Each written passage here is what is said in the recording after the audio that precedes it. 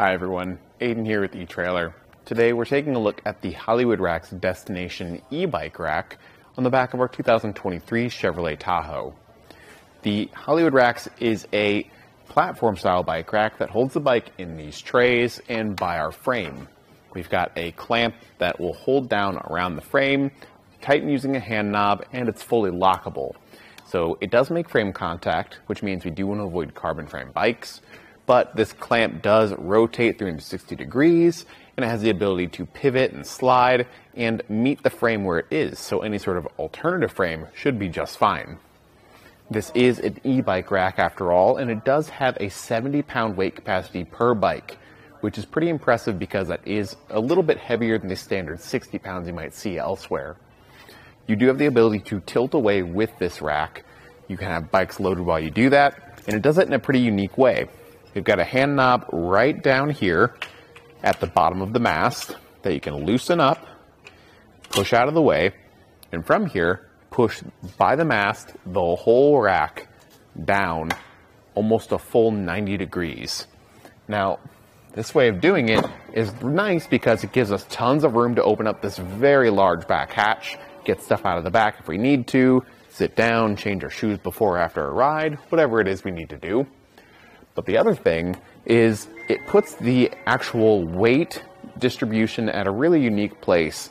It makes it easy to do because it pivots from the very end right here, leaving a lot of that weight centered up. So moving this, even though we only have one bike loaded right now, it's easy to do with one hand, and you're able to do it from a really good standpoint back here where you don't have that weight coming down on top of you like some other bike racks. So if you do have it fully loaded with two e-bikes, it's definitely going to be a bit heavier, but it'll be easy to tilt. In the name of ease of use, this bike rack also comes with a ramp. Now this doesn't store on the bike rack, so you will have to find a place for it in your car. Maybe just put it in the back right there, so if you do tilt it away, you can grab it, get out the ramp, expand it, and then slot it in by the back tire.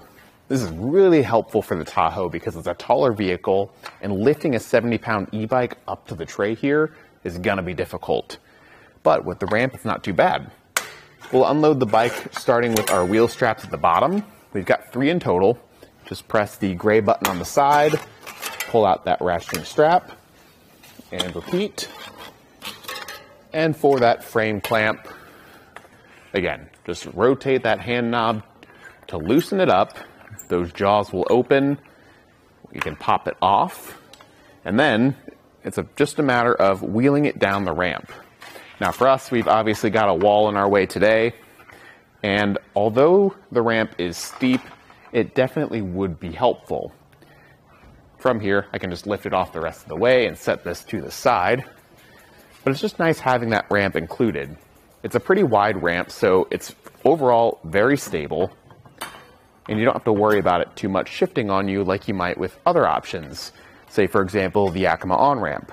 It's another e-bike rack that comes with a ramp. And that one's nice because the ramp stores on the bike rack, so you don't have to worry about forgetting it. But the ramp is far more narrow, and it doesn't attach as solidly, I don't think. So there's a lot more shake. I'll go ahead and just condense this back down and set it to the side, and we can get some measurements. The first one I want to start with is our ground clearance, which at the back end, lowest point, is going to be right at 25.5 inches, which is just a little over 2 feet. I don't think you have to worry about that with this. For our distance added to the back, from the bumper to the outermost point of the bike rack is going to be 31 inches, which again, isn't too bad. That's pretty much on par with the other bike racks we tested today. But you can save some of that space by folding it up. We'll start by folding the mast down, undoing these rubber straps, popping open the handles to release the mast, folding it down and replacing. Those straps just serve as just additional safety precautions to make sure those handles don't pop open on their own. And then moving down the rack, we've got a pin and retaining clip near the base that we can remove, fold the rack up, and reinsert those with the newly aligned holes to secure it in the folded position. From here, that new measurement is going to be right at 14 inches. So it does condense things quite a bit, making it a lot easier to pull into a parking space with it still in your hitch. I will say that with it like this, your license plate is mostly visible through the middle here, as well as your backup camera. It's centered right on the hole, but the thing is, it's still going to be an obstruction. You're going to see a lot of this in your camera, but you will get some little bit of visibility. You don't block your taillights with this either, even though it is a wider bike rack, so that's great to see. And if we move on down the bike rack, we'll see our integrated, tool-free anti-rattle knob right there. That makes things solid in the hitch. It's working with our 2" by 2" receiver tube and uses a locking hitch pin. So everything is secured, that lock being key to like to the hand knobs up top, so everything's under one system.